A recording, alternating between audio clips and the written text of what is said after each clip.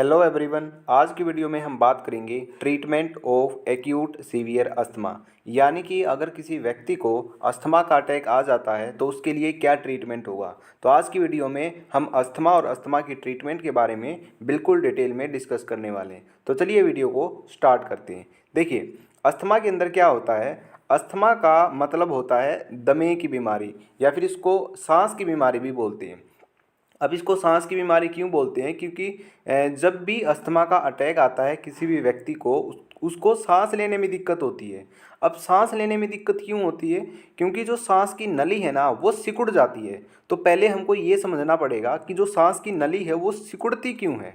ठीक है, पहले उसकी थोड़ी सी पैथोफिजियोलॉजी देखेंगे, उसके बाद आपको ट्रीटमेंट समझ में आएगा।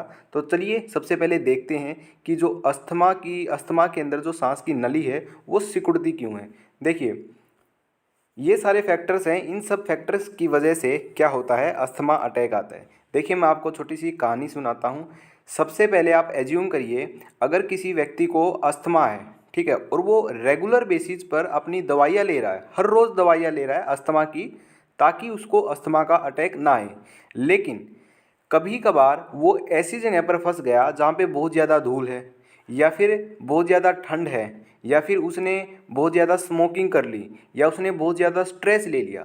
तो इन सब की वजह से क्या होगा, उस पेशेंट की बॉडी क्या करती है, हाइपर रिएक्ट करती है, जिसकी वजह से उसकी बॉडी में क्या रिलीज होते हैं, हिस्टामाइन और लिकोट्राइन रिलीज होते हैं।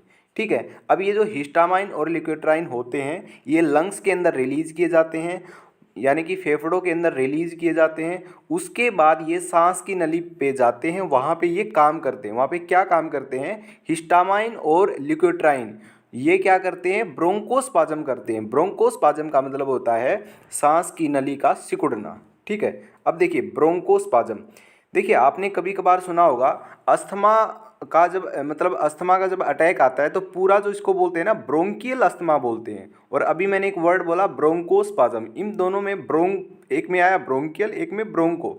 ये ब्रोंको क्या है वर्ड, पहले तो ये समझते हैं। देखिए, जो ये सांस की नली होती है ना, जो ये लंग्स के अंदर होती है, ये जो लंग्स के अंदर ये नली दिख रही है ना आपको, ये है सांस की नली जो लंग्स के अंदर तक गई हुई है, जहाँ से ऑक्सीजन एंटर करती है, अंदर जाती है, और जो CO2 है यहाँ से बाहर आती है। ठीक है, तो इनको ब्रोंकाई बोलते हैं, हिंदी इंग्लिश में इनको ब्रोंकाई बोलते हैं, इसलिए पूरा नाम बोलते हैं ब्रोंकियल अस्थमा। और ब्रोंकोस्पाज्म का मतलब है, ब्रोंको का मतलब हो गया ब्रोंकियल, जो ये सांस की नली है जो लंग्स के अंदर है, ब्रोंको का मतलब ये, और स्पाज्म का मतलब होता है सिकुड़ना। तो अस्थमा एस्थमेटिक जो पेशेंट होता है उसके अंदर क्या होता है, जब भी वो ज़्यादा स्ट्रेस लेता है, या फिर कहीं ऐसी जगह पर चला जाता है जहाँ पे बहुत ज़्यादा धूल है, या फिर बहुत ज़्यादा पोल्यूशन है, या बहुत ज़्यादा ठंड है, ठीक है, या फिर वो बहुत ज़्यादा स्मोकिंग कर लेता है, या कभी कभार वो पैसिव स्मोकिंग का भी शिकार हो जाता है, तो इन सब सिचुएशन की वजह से उसकी बॉडी हाइपर रिएक्ट करती है, जिसकी वजह से हिस्टामाइन और लिकोट्राइन रिलीज होते हैं। और जो हिस्टामाइन और लिकोट्राइन है वो क्या करते हैं, ब्रोंकोस्पाज्म करते हैं। यानी कि पहले उस पेशेंट की जो सांस की नली है वो नॉर्मल थी, तो हिस्टामाइन और लिकोट्राइन ने क्या किया, उसको सिकुड़ दिया, यानी कि उसका ब्रोंकोस्पाज्म कर दिया। अब पेशेंट की जो सांस की नली है वो सिकुड़ गई है। अब सांस की नली सिकुड़ने की वजह से जो सांस है वो प्रॉपरली नहीं आ पाएगी, तो इस सिचुएशन में उसको क्या आएगा, अस्थमा अटैक आएगा। अब हमने ये समझ लिया कि अस्थमा अटैक के अंदर सांस क्यों नहीं आ पाता है, क्योंकि सांस की नली सिकुड़ जाती है। और क्यों सिकुड़ जाती है उसके बारे में भी हमने बात कर ली थी। अब हम बात करते हैं कि इसका ट्रीटमेंट क्या होगा। अब उस पेशेंट की जान बचानी कैसे है हमको, ठीक है, तो उस सिचुएशन में कौन कौन सी उसको दवाइयाँ दी जाती हैं ताकि उसकी बिल्कुल तुरंत जान बच जाए। ठीक है, उसकी जो सांस की नली है वो दोबारा से ओपन हो जाए, रिलैक्स हो जाए, तो हमको क्या मेडिसिन देनी होगी, अब उस बारे में हम डिस्कस करते हैं। देखिए, इसका ट्रीटमेंट क्या है। सबसे पहले समझिए, जो अस्थमा के अंदर दवाइयाँ दी जाती है ना वो दो कैटेगरी के अंदर डिवाइड की गई हैं। पहला तो है रिलीवर, दूसरा है कंट्रोलर। देखिए, नाम से यहाँ पे पता चल रहा है, रिलीवर के अंदर वो मेडिसिन आएंगी जो तुरंत राहत देंगी। ठीक है, यानी कि अस्थमा का अटैक आया, उसके बाद रिलीवर वाली कैटेगरी की मेडिसिन देनी है, उसके बाद तुरंत उसको राहत मिल जाएगी। ठीक है, सांस आने लगेगा प्रॉपरली, ये तो है रिलीवर। कंट्रोलर क्या है, ठीक है, अगर किसी पेशेंट को अस्थमा का अटैक आता है तो उसको हमने क्या दिया, रिलीवर वाली मेडिसिन दे दी तो उसको राहत मिल गई। लेकिन दोबारा अस्थमा का अटैक ना आए तो उसको हर रोज़ क्या है, कंट्रोलर दवाइयाँ दी जाती हैं कि तुम, पेशेंट को कहा जाता है हर रोज़ तुम ये दवाइयाँ लोगे ताकि तुमको अस्थमा का अटैक ना आए। तो कंट्रोलर वो दवाइयाँ होती हैं जो अस्थमा के अटैक को नहीं आने देंगी। लेकिन कई बार सिचुएशन ऐसी होती है पेशेंट के सराउंडिंग की कि उसको अस्थमा का अटैक ट्रिगर हो जाता है, जिसकी वजह से फिर रिलीवर मेडिसिन दी जाती है। तो हमारा जो टॉपिक है आज की वीडियो का वो है कि अस्थमा अटैक में ट्रीटमेंट क्या करनी है। तो अस्थमा अटैक आया है पेशेंट को तो उसकी ट्रीटमेंट हमको समझनी है, इसलिए आज की वीडियो में हम केवल इन मेडिसिन्स की बात करेंगे, यहाँ पे इन मेडिसिन्स की कोई बात नहीं करेंगे। ठीक है, तो रिलीवर मेडिसिन के अंदर 3 कैटेगरी आती हैं। सबसे पहली कैटेगरी आती है शॉर्ट एक्टिंग बीटा 2 एगोनिस्ट, फिर है एंटीकोलिनर्जिक और फिर आते हैं कोर्टिकोस्टेरॉइड। तो इन कैटेगरी के अंदर कौन कौन सी दवाइयाँ होती हैं, हर एक दवाई के बारे में समझेंगे और ये देखेंगे कि ये दवाइयाँ अस्थमेटिक पेशेंट की बॉडी में काम कैसे करती हैं। तो चलिए देखते हैं ये कौन कौन सी दवाइयाँ हैं। सबसे पहले कैटेगरी की बात कर लेते हैं। सबसे पहली जो कैटेगरी है उसका नाम है बीटा 2 एगोनिस्ट। अब ये बीटा 2 एगोनिस्ट क्या है, ये कैटेगरी का नाम है। इसके अंदर 2 ड्रग आती है, पहली ड्रग है लेवोसल्ब्यूटामोल, दूसरी है सल्ब्यूटामोल। अब देखिए इसके आगे लिखा है शॉर्ट एक्टिंग। बीटा 2 एगोनिस्ट जो होते हैं वो लॉन्ग एक्टिंग भी होते हैं और शॉर्ट एक्टिंग भी होते हैं। लेकिन हमको अगर अस्थमा का अटैक आया है किसी पेशेंट को तो वहाँ पे शॉर्ट एक्टिंग बीटा 2 एगोनिस्ट देना पड़ेगा। शॉर्ट एक्टिंग का मतलब क्या है, शॉर्ट एक्टिंग का मतलब है जो तुरंत काम कर सके। ठीक है, हमें ऐसी मेडिसिन कभी भी नहीं देनी है जो थोड़ा सा समय ले, अदरवाइज़ क्या है पेशेंट की जान भी जा सकती है। तो यहाँ पे शॉर्ट एक्टिंग बीटा 2 एगोनिस्ट हमको अस्थमेटिक पेशेंट को देना पड़ेगा और इसके अंदर 2 ड्रग दी जाती हैं, पहली है लेवोसल्ब्यूटामोल और दूसरी है सल्ब्यूटामोल। ये दोनों ही ड्रग क्या है, ब्रोंकियो डायलेटर हैं, यानी कि ब्रोंकियाई को डायलेट कर देंगी, यानी कि सांस की नली को खोल देंगी।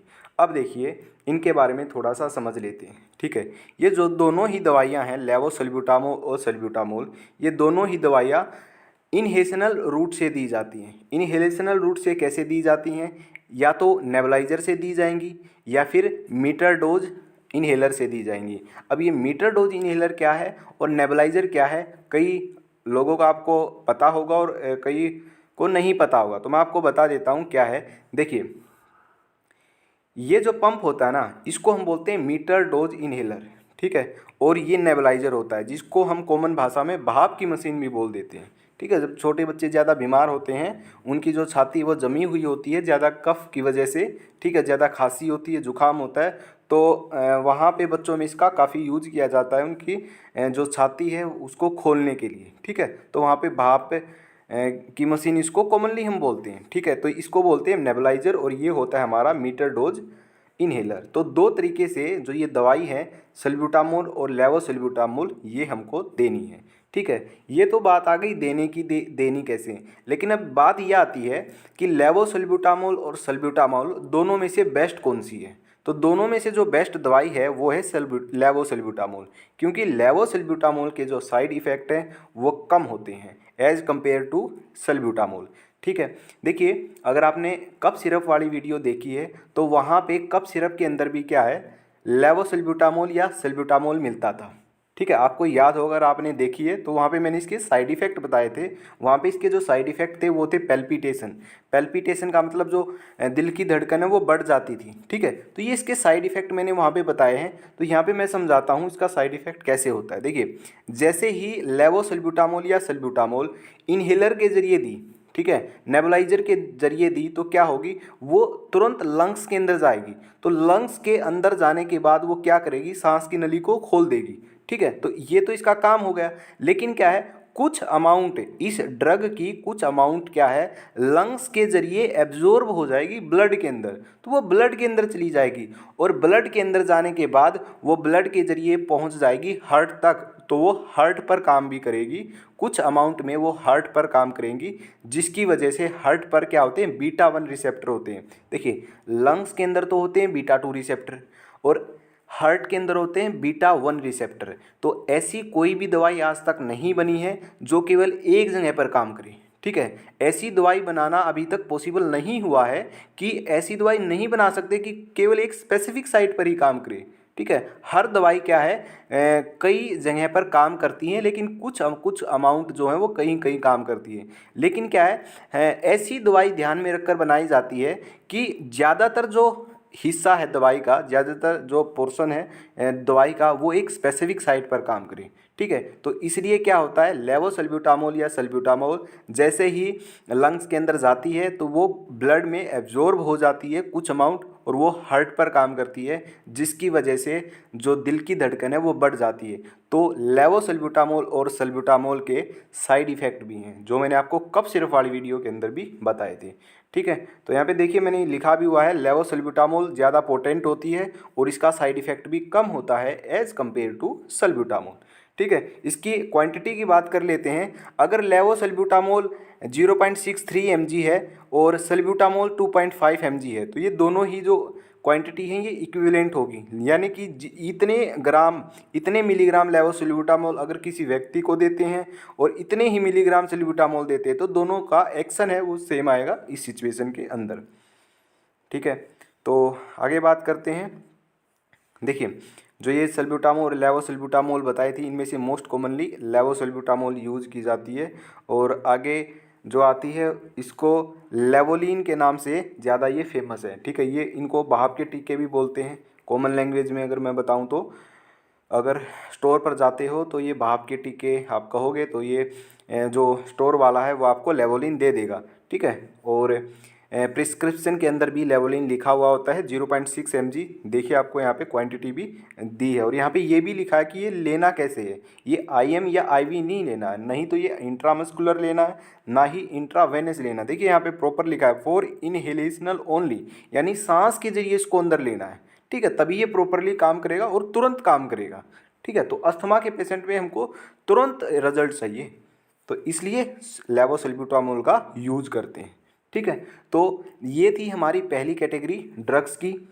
ओके, दूसरी कैटेगरी की आगे बात करते हैं। देखिए ये पीछे मैं आपको दिखाता हूँ, ये तो हमारे भाप के कैप्सूल थे, सॉरी भाप के टीके जिसको बोलते हैं वो थे, जो कि नेबुलाइजर यानी कि भाप की मशीन के साथ दिए जाते हैं। ठीक है, ये आपको भाप की मशीन दिख रही होगी, इसके अंदर डालते हैं, और जो ये लेवोसल्ब्यूटामोल जैसे ये ड्रग डाली ना, ये वेपर बन जाएगी यानी भाप बन जाएगी, तो भाप के जरिए इसको ले सकते हैं। और इसका ये पंप भी आता है, पंप के अंदर देखिए सीसी, छोटी सीसी आपको दिख रही है ना, ये पीछे दिख रही है, ये भी लगाई जाती है। ठीक है, तो ये रहा हमारा लेवोलिन इनहेलर, तो पंप के जरिए भी ले सकते हैं। तो वो जो पीछे फ़ोटो दिखाई थी वो थी हमारी भाप के टीके, और ये हमारा है पंप, कॉमन लैंग्वेज में पंप बोलते हैं इसको। ठीक है, वैसे इसको मीटर डोज इनहेलर बोलते हैं, या फिर MDI भी बोल देते हैं। ठीक है, शॉर्ट फॉर्म में MDI बोल देते हैं, मीटर डोज इनहेलर। राइट, तो ये हमारी पहली कैटेगरी थी जिसके अंदर लेवोसल्ब्यूटामोल और सल्ब्यूटामोल आता था। तो इसके साइड इफ़ेक्ट क्या है, साइड इफ़ेक्ट पैल्पिटेशन, यानी कि दिल की धड़कन का बढ़ जाना, और दिल की धड़कन जब बढ़ेगी तो पल्स रेट ऑटोमेटिक बढ़ जाती है, और जो पोटासियम लेवल है वो भी कम हो जाता है इसका, ये भी एक साइड इफ़ेक्ट है। ठीक है, तो आगे बात करते हैं दूसरी कैटेगरी की। पहली कैटेगरी की तो हमने देख ली कि लेवोसल्ब्यूटामोल और सल्ब्यूटामोल आएंगे, वहाँ पे शॉर्ट एक्टिंग बीटा 2 एगोनिस्ट होते हैं, ये दोनों के दोनों। अब हम बात करते हैं एंटी कोलिनर्जिक की। तो जो दूसरी कैटेगरी है वो है एंटी कोलिनर्जिक। इसके अंदर भी दो ड्रग आती हैं, पहली है आइपाट्रोपियम ब्रोमाइड, दूसरी है टायाट्रोपियम ब्रोमाइड। लेकिन आइपाट्रोपियम ब्रोमाइड जो है वो शॉर्ट एक्टिंग है और ये हमारी लॉन्ग एक्टिंग है। मैंने क्या बताया, अस्थमा के पेशेंट में अगर एस्थमेटिक पेशेंट की जान बचानी है तो वहाँ पे ऐसी ड्रग लेंगे जो तुरंत काम करे, यानी कि जो शॉर्ट एक्टिंग हो। तो यहाँ पे जो यूज होगा वो इस ड्रग का होगा, आइपाट्रोपियम ब्रोमाइड, क्योंकि ये शॉर्ट एक्टिंग होती है। ठीक है, तो एंटी कोलिनर्जी के अंदर आती तो दो ड्रग है, लेकिन अस्थमेटिक पेशेंट के अंदर यूज की जाएगी आइपाट्रोपियम ब्रोमाइड। तो ये जो ड्रग है ये यहाँ पे यूज की जाती है। ठीक है, अब देखिए पहले दवाई पड़ी थी लेवोसल्ब्यूटामोल, ठीक है, वो यूज की जाएगी, और ये दूसरी कैटेगरी के अंदर क्या है, आइपाट्रोपियम ब्रोमाइड, ये है। अब देखिए इन दोनों का कॉम्बिनेशन यूज किया जाता है, लेवोसल्ब्यूटामोल और आइपाट्रोपियम ब्रोमाइड का। क्यों? क्योंकि इससे बेस्ट रिजल्ट आता है जो सांस की नली है वो बहुत ही ज़्यादा जल्दी खुल जाती है, मतलब ये बहुत जल्दी एक्शन में आता है दोनों का अगर कॉम्बिनेशन दिया जाए तो। इसलिए डुओलिन के नाम से आएगा ये। डुओलिन का मतलब वो तो आता था लेवोलिन के नाम से जहाँ पे लेवोसल्ब्यूटामोल था, लेकिन ये आएगा डुओलिन के नाम से। डुओलिन के अंदर लेवोसल्ब्यूटामोल और आइपाट्रोपियम ब्रोमाइड का कॉम्बिनेशन होता है, ठीक है। और ये सांस के जरिए दिया जाएगा, यानी कि फॉर इनहेलेशनल ओनली, ठीक है। तो ये हमारा था, दूसरी कैटेगरी थी जो थी एंटी कोलिनर्जिक, जिसके अंदर आता था आइपाट्रोपियम ब्रोमाइड, और आइपाट्रोपियम ब्रोमाइड को कंबाइन करके दिया जाएगा लेवोसल्ब्यूटामोल के साथ, क्योंकि इसका बेस्ट रिजल्ट आता है कॉम्बिनेशन के अंदर, ये बहुत अच्छे तरीके से काम करता है, ठीक है। तो अब दूसरी कैटेगरी आ गई, ठीक है। इसके साइड इफ़ेक्ट देख लेते हैं। साइड इफ़ेक्ट क्या है, जैसे उसके साइड इफ़ेक्ट थे लेवोसल्ब्यूटामोल के, वैसे इसका साइड इफ़ेक्ट भी है। देखिए, ऐसी दवाई जो हम आईएम या आईवी से देते हैं उसका जो साइड इफ़ेक्ट है वो ज़्यादा होते हैं, ठीक है। और जो ड्रग इनहेलेशनल यानी सांस के जरिए जो ड्रग ली जाती है ना, उसके साइड इफ़ेक्ट कम होते हैं। ऐसा क्यों है, क्योंकि जो ड्रग सांस के जरिए लेते हैं ना वो ब्लड में कम एब्जॉर्ब होती हैं, और ब्लड में कम एब्जॉर्ब होंगी तो उसका साइड इफ़ेक्ट भी कम होगा। इसलिए इनहेलेशनल रूट से ली गई ड्रग का जो साइड इफ़ेक्ट है वो कम होता है एज कंपेयर टू जो ड्रग आईएम या आईवी ली जाती हैं, ठीक है। तो ये भी बात आपको ध्यान रखनी है। साइड इफ़ेक्ट तो होगा, साइड इफ़ेक्ट हर एक ड्रग का होगा, कोई ड्रग ऐसी बनी ही नहीं है आज तक जिसका साइड इफ़ेक्ट ना हो, लेकिन हम बात करेंगे कम किसका होगा, ज़्यादा किसका होगा। तो यहाँ पे इसका साइड इफ़ेक्ट है ड्राई माउथ, यानी कि जो मुंह है वो सूख जाएगा, कॉन्स्टिपेशन हो जाएगी, अच्छे तरीके से फ्रेश नहीं हुआ जाएगा, और यूरिनरी रिटेंशन हो जाएगी। तो इसके ये कुछ साइड इफ़ेक्ट हैं, और भी साइड इफ़ेक्ट होते हैं, तो ये मैंने 3 ही साइड इफ़ेक्ट यहाँ पे आपको बताए हैं, ठीक है। तो आगे हम बात करते हैं तीसरी कैटेगरी की, जो आते हैं स्टीरॉयड। स्टीरॉयड तो आपने सुना होगा, जैसे आपने स्टीरॉयड क्या सुना होगा, आपने डेक्सोना का टीका सुना होगा, डेक्सोमिथासोन, तो वो भी स्टीरॉयड है, ठीक है। ओके, देखिए यहाँ पे लिखा भी हुआ है डेक्सोमिथासोन, लेकिन देखिए ये क्या है, लॉन्ग एक्टिंग है, ठीक है, मतलब कि ये तुरंत काम नहीं करता है। ओके, तो यहाँ पे कोर्टिकोस्टीरॉइड हैं। कोर्टिकोस्टीरॉइड के अंदर कुछ आते हैं शॉर्ट एक्टिंग जो तुरंत काम करते हैं, इंटरमीडिएट एक्टिंग जो तुरंत काम भी नहीं करते, और जो लॉन्ग एक्टिंग भी नहीं है, यानी कि शॉर्ट एक्टिंग और लॉन्ग एक्टिंग के बीच के उनको बोलते हैं इंटरमीडिएट एक्टिंग। इसके अंदर क्या है, देखिए इसके अंदर कोर्टिकोसोन है, हाइड्रोकोर्टिकोसोन है, फ्लूडोकोर्टिसोन है, प्रेडनिसोलोन है, मिथाइल प्रेडनिसोलोन है, और ये है, ठीक है, डेक्सोमिथासोन, ये सब है। तो ये हमारे स्टीरॉयड हैं जो कि यूज़ किए जाएंगे एस्थमेटिक पेशेंट के अंदर। अभी यहाँ पे मैं आपको एक बात समझाता हूँ। देखिए, बिल्कुल स्टार्टिंग से बताता हूँ मैं, थोड़ा सा आपको क्लियर हो जाए। किसी भी पेशेंट को अस्थमा का अटैक आया तो उसको हमने क्या दिया, उसको हमने लेवोसल्ब्यूटामोल और आइपाट्रोपियम ब्रोमाइड दिया। आइपाट्रोपियम ब्रोमाइड और लेवोसल्ब्यूटामोल ने क्या किया, उसकी जो सांस की नली जो सिकुड़ गई थी उसको खोल दिया, ठीक है। अब सांस की नली के अंदर ना सूजन भी आई हुई होती है, जो ये हिस्टामाइन, लिकोट्राइन, प्रोस्टाग्लैंडिन्स जो ये मीडिएटर्स होते हैं ना, इनकी वजह से क्या सूजन भी आ जाती है, तो सूजन को भी कम करना है तो इसके साथ साथ ना स्टीरॉयड भी दिए जाते हैं, ठीक है। तो स्टीरॉयड क्यों दिए जाते हैं, क्योंकि जो लेवोसल्ब्यूटामोल आइपाट्रोपियम ब्रोमाइड है ये तो तुरंत एक्शन करके उसकी सांस की नली को खोल देंगे, तो पेशेंट की जान तो बच गई। अब आगे उसको कोई प्रॉब्लम ना हो, उसकी सूजन भी खत्म हो जाए, इसलिए उसको स्टीरॉयड दिए जाएंगे। और जो ये स्टीरॉयड दिए जाएंगे ये कौन से दिए जाएंगे, ये यहाँ पे दिए जाएंगे शॉर्ट एक्टिंग और इंटरमीडिएट एक्टिंग दिए जाएंगे, ठीक है। तो इंटरमीडिएट एक्टिंग ज़्यादातर ये यूज़ किए जाते हैं ताकि वो थोड़ा सा अच्छे तरीके से थोड़े समय बाद वो अच्छे तरीके से काम कर सके, उसकी सूजन को कम कर सके। और कोर्टिकोस्टेरॉइड क्या होते हैं, एंटी इन्फ्लामेटरी होती हैं, ठीक है। एंटी इन्फ्लामेटरी का मतलब होता है जो सूजन को कम कर दे। तो सांस की नली के अंदर जो सूजन है या फिर जो म्यूकस है जो सांस की नली में ज़्यादा इकट्ठा हो गया है उसको भी ये ख़त्म कर देंगे। तो ये हमारा स्टीरॉयड का यहाँ पे काम होता है, ठीक है। तो देखिए ये तो पूरा का पूरा हमने बताया है कि 3 कैटेगरी बताई हैं। अब और भी क्या चीज़ें हैं वो मैं आपको बताता हूँ। फोराकोड के नाम से कुछ आता है, ठीक है। देखिए एक दवाई आती है फोराकोड के नाम से और एक दवाई आती है ब्यूडाकोड के नाम से, ये भी नेबुलाइज़र होते हैं, ये ब्यूडोसोनाइड होते हैं, ठीक है। ब्यूडोनासाइड फॉर्मेट्रोल, फ्यूमरेट, ये क्या होते हैं, ये भी नेबुलाइज़र के ज़रिए दिए जाते हैं। ठीक है, ये तुरंत काम नहीं करते हैं, इसलिए यहाँ पे इसके बारे में हम कोई डिस्कस नहीं करेंगे। ठीक है, तो जो दो मेन 3 कैटेगरी थी वहाँ पे हमने डिस्कस कर लिया कि कौन कौन सी ड्रग आती हैं। तो पूरी अगर मैं आपको पूरा कंबाइन करके पूरे वीडियो का सार बताऊं तो क्या है कि अस्थमा का अटैक आने के बाद लेवोसल्ब्यूटामोल दिया जा सकता है जो लेवोलिन की फॉर्म में है, या तो नेबुलाइज़र की फॉर्म में दे सकते हैं, या फिर उसको MDI मीटर डोज इन्हेलर यानी कि पंप के जरिए दे सकते हैं। ठीक है, या फिर आइपाट्रोपिन ब्रोमाइड भी दिया जाता है। ठीक है, और दोनों को मिलाकर भी दिया जाता है ताकि बेस्ट रिजल्ट देखने को मिले। ठीक है, तुरंत पेशेंट की जान बच जाए। ओके, तो उसको डुओलिन बोलते हैं जब लेवोसल्ब्यूटामोल और आइपाट्रोपियम ब्रोमाइड होता है। अब ये जो दोनों ड्रग हैं ये तो तुरंत काम कर देंगी, सांस की नली को खोल देंगी, लेकिन फिर स्टीरॉयड भी दिए जाते हैं, कोर्टिकोस्टीरॉइड्स, और इंटरमीडिएट एक्टिंग दिए जाते हैं ज़्यादातर, जो फिर बाद में क्या करेंगे, ये होते हैं एंटी इन्फ्लामेटरी जो कि सूजन को भी ख़त्म कर देंगे। तो इस तरीके से एस्थमेटिक पेशेंट के अंदर क्या है, दवाइयों का ऐसे ट्रीटमेंट होता है। अगर अस्थमा का अटैक आता है तो इस तरीके से उसका क्या होता है, ट्रीटमेंट होता है। ओके, तो ये ऑलरेडी मैं आपको बता चुका हूँ। लेवोलिन का ये पंप भी आता है, ये मैंने आपको पहले नहीं बताया।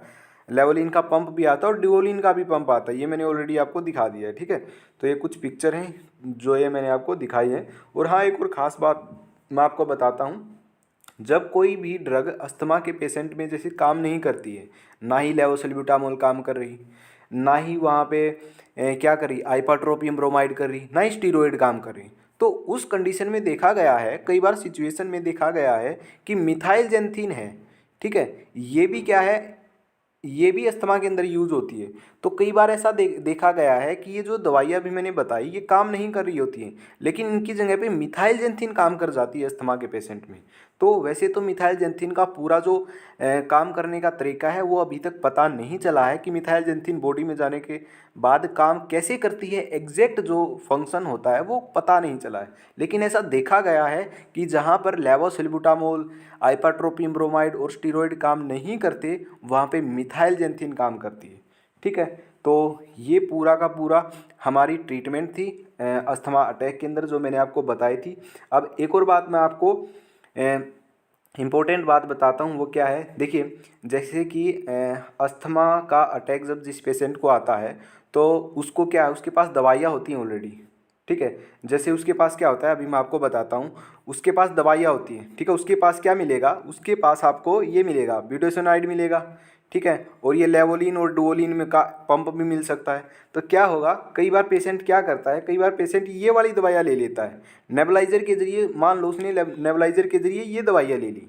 ठीक है, तो क्या ये काम नहीं करेंगी, क्योंकि ये तो शॉर्ट एक्टिंग है ही नहीं। शॉर्ट एक्टिंग जो दवाइयाँ हैं वो तो ये हैं, या तो लेवोलिन है या डुओलिन है, तो उसको राहत नहीं मिल पाएगी, उसकी सांस की नली ओपन नहीं होगी। इसलिए डॉक्टर अस्थमा के पेशेंट को अच्छे तरीके से समझाता है, अगर आपको अस्थमा का अटैक आए तो आपको लेवोलिन या डुओलिन लेना है। ठीक है, ओके, अस्थमा का जब अटैक आए तो इन दोनों में से एक दवाई लेनी है, तो ये बताता है। फिर क्या है, डॉक्टर एक और बात बताता है कि आपको अस्थमा का अटैक ना आए, उसको कंट्रोल में रखना है अस्थमा के अटैक को। ठीक है, अस्थमा को कंट्रोल में रखना है तो ये दवाइयाँ लेनी है हर रोज़। ठीक है, रेगुलर बेसिस पर जो दवाइयाँ ली जाती हैं वो ये वाली दवाइयाँ हैं। ठीक है, तो डॉक्टर इस बारे में बड़े अच्छे तरीके से पेशेंट को बताता है। हालांकि ये इन्फॉर्मेशन आपको होनी चाहिए कि अगर तुरंत उसकी सांस की नली खोलनी है तो वहाँ पे शॉर्ट एक्टिंग हमको देना पड़ेगा, और वहाँ पे होते हैं डुओलिन या फिर लेवोलिन इन्हेलर, या फिर ये नेबुलाइज़र के थ्रू भी लिए जाते हैं। तो ये थी आज की हमारी वीडियो जो थी ट्रीटमेंट ऑफ अस्थमा अटैक। ठीक है, आई होप आपको ये अच्छी लगी होगी। ठीक है, तो चलिए मिलते हैं नेक्स्ट वीडियो के अंदर। आज की वीडियो में बस इतना ही।